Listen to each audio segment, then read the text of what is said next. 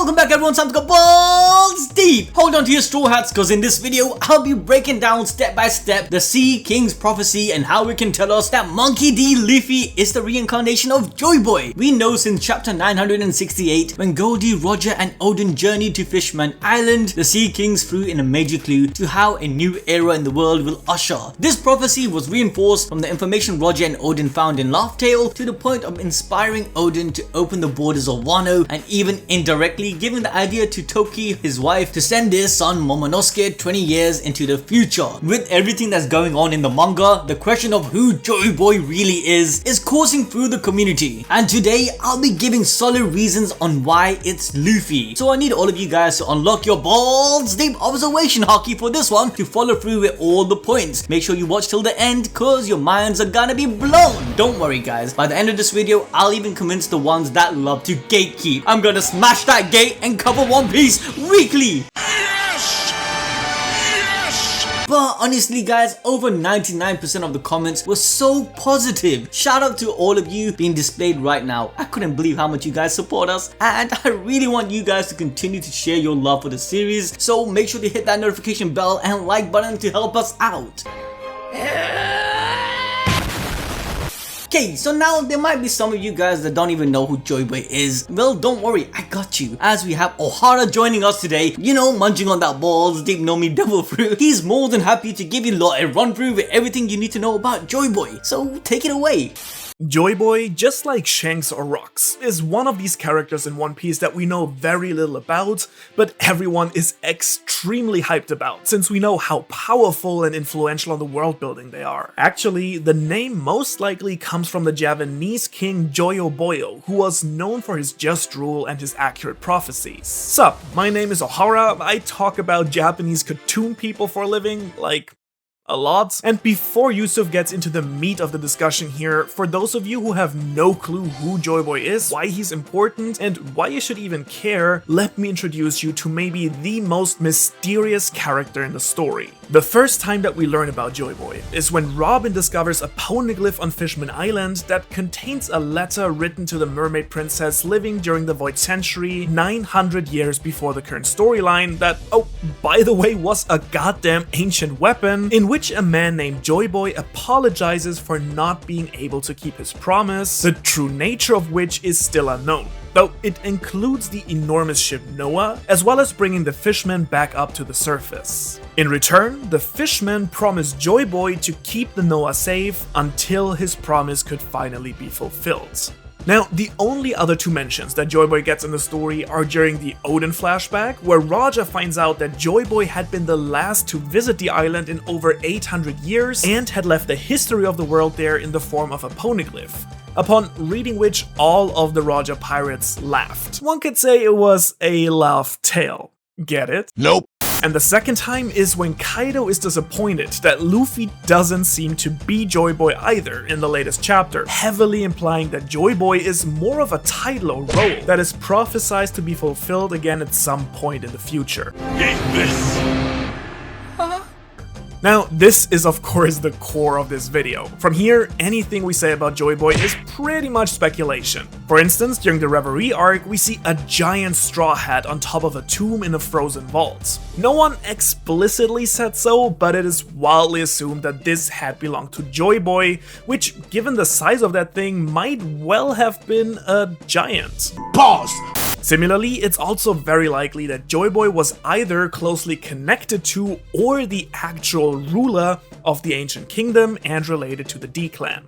What makes Joyboy so important based on all of this then, is that we can conclude that Joyboy must have been during the Void Century what Luffy is today. Since he was directly connected to the poneglyphs and Laugh Tale, we pretty much know for certain that he was an enemy to the 20 kingdoms that later on became the world government. And since One Piece in large parts will be about breaking the current system and bringing all the races and people together in a more free and just world, it's very likely that Joyboy had the very same ideal and mission. Okay, so what happened? Either he failed and put his hopes on the descendants of the D-clan, or he succeeded in creating a peaceful world but was defeated, betrayed, you pick whatever you like, and the world has to be restored to what it once was. Ultimately, Joyboy's role in the story then is basically extreme world building by expanding the lore of the story 900 years into the past, introducing us to the basic conflict of the story, setting up an explanation for many of its mysteries, while also teasing a direction for its endgame once we have reached Laugh Tale. Okay, let me hand this over to Yusuf now, who's gonna explain exactly this Luffy is Joyboy thing. So now all of us should be on the same page. Joyboy, even though he isn't a huge focus throughout the series, plays an important role in how everything is shaped within this world. With that, we now come to the question of who is the Joyboy Oden was expecting and the one Kaido was referring to. Well, this is where we come to the idea that Luffy is a reincarnation of Joyboy or Joyboy's will. Hey yo, before you start saying that this is some crackpot theory, let's go over the prophecy in question that was revealed to us with what Roger and Oden heard from the Sea Kings during their trip to Fishman Island. The birthing is at hand, our sovereign will soon be born, and another in a distant sea. The whales are delighted in anticipation of the day the two sovereigns shall meet again. We have been waiting for so long, it is almost here, and surely all will go well this time. Just 10 until birth and another 15 to grow. Now the key point here is the bit where the Sea King stated of the day the two sovereigns shall meet again. Now to clarify, I know there are some theories that the two sovereigns were reference to Shirahoshi and Vivi, not Luffy. However, majority of the community's interpretation of this conversation was that these two sovereigns are the reincarnation of the two kings during the time of the Void Century, one being Poseiden and the other being Joyboy. And to be honest, it's clear that they are referring to Joyboy's meeting with Poseiden, but the use of the term sovereigns hold importance. We know Poseiden was the queen or princess of the fish people, giving sovereignty, but this also would mean that Joyboy was a ruler of his people, which goes back to what we were saying earlier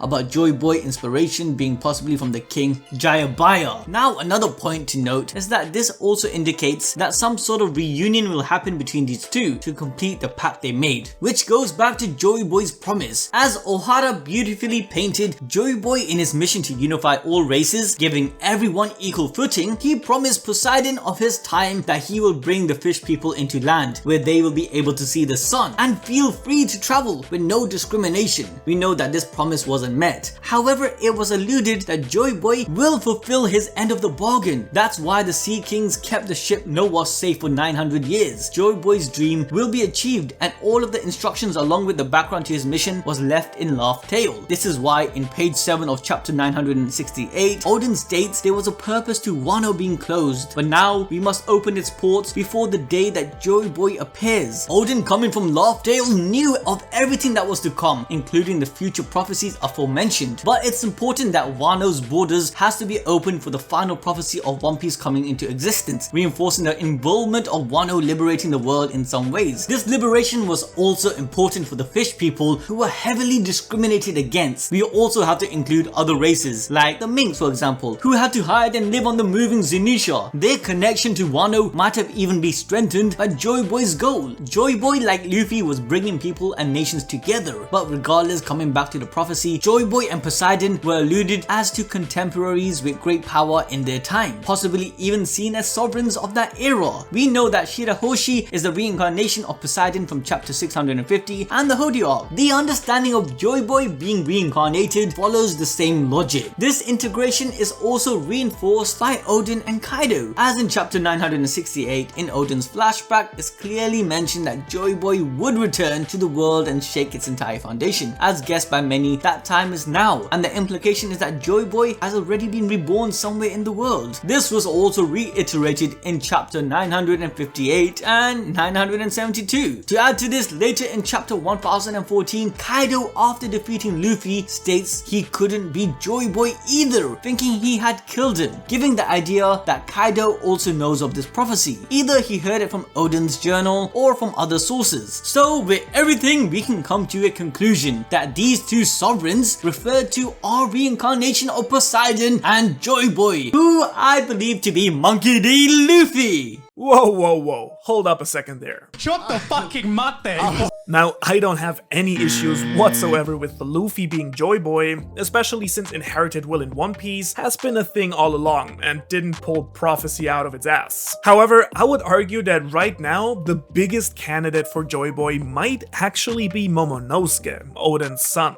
especially after the last few chapters, but already since Zou. Oda has kept emphasizing just how important Momo is for the endgame of the story. He has the exclusive ability to communicate with Sunisha that is very reminiscent of Shirahoshi's ability. Yes, Luffy could hear the elephant as well, but just as with the Sea Kings, it was more of a coincidence. The voice of all things, a whole different topic, you guys should make a video about that as well, that both Roger and Luffy have, allows them to also hear these creatures, but the power to command lies with Momo and Shirahoshi alone. And as Yusuf has explained beautifully earlier, there are these two kings that are supposed to meet. So wouldn't the parallels between these two make a lot of sense then, if Momo were to be Joyboy? Additionally, Oden has mentioned Momo's name explicitly in his journal, stating how important he is. We also know that Momo will have to become a true leader here in Wano, and he most likely will be joining Luffy on his journey to Laugh Tale, just like Oden did for Roger. So while Luffy has a lot of great arguments on his side,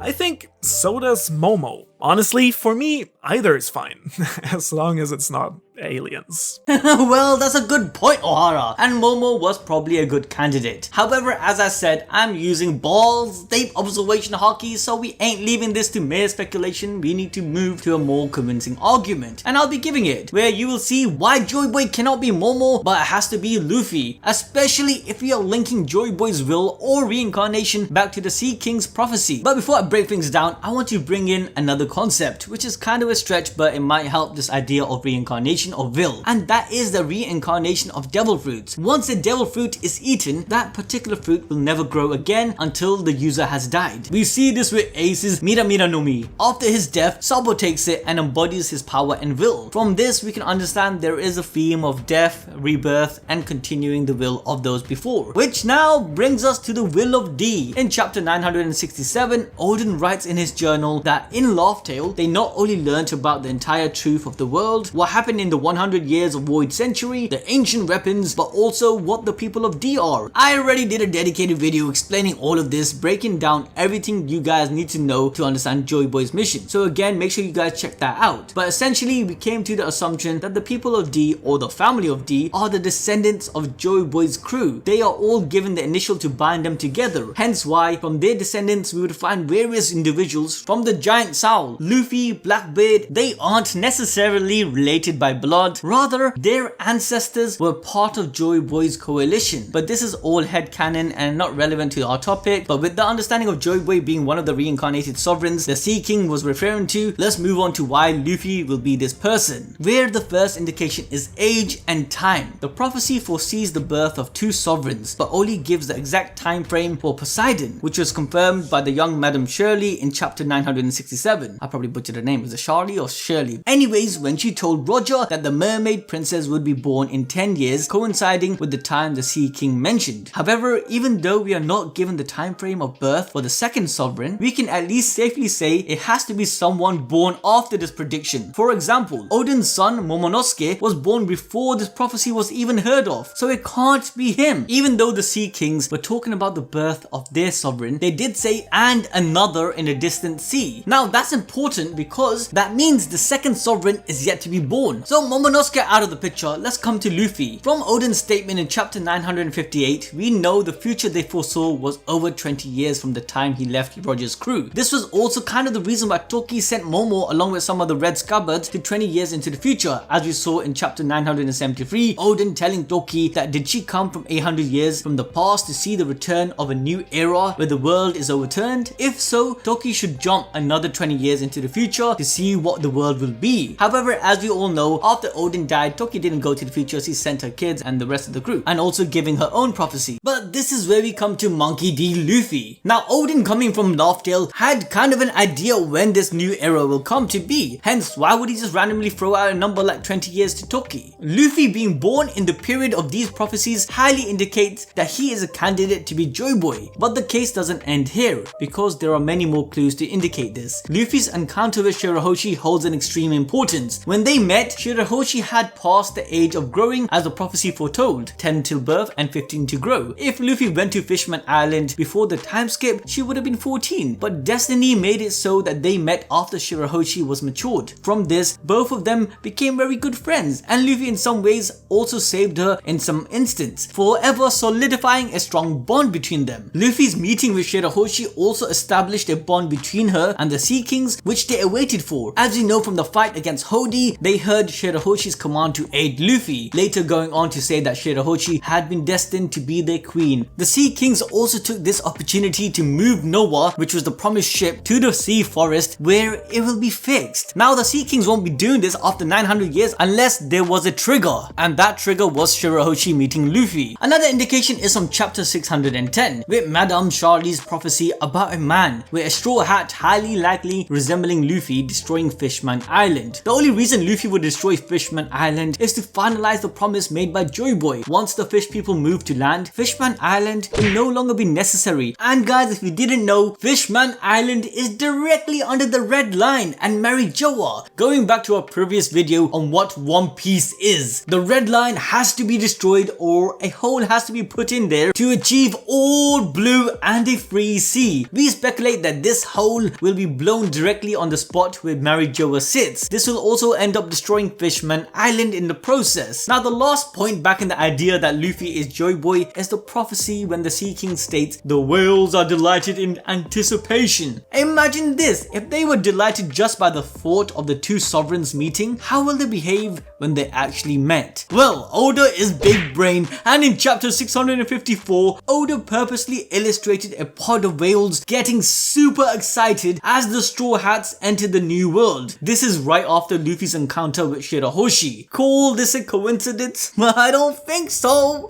Anyway guys, let me know what you lot think. Do you think Luffy is Joyboy? Is there enough evidence? Did this prophecy make sense? To me it did. Let me know in the comment section below what your thoughts are. This video was a lot of fun to make, especially since we were working with an amazing YouTuber from the One Piece community. Ohara is an awesome guy. Please show some love and support to him and check him out. With that guys, we'll catch you lot next time.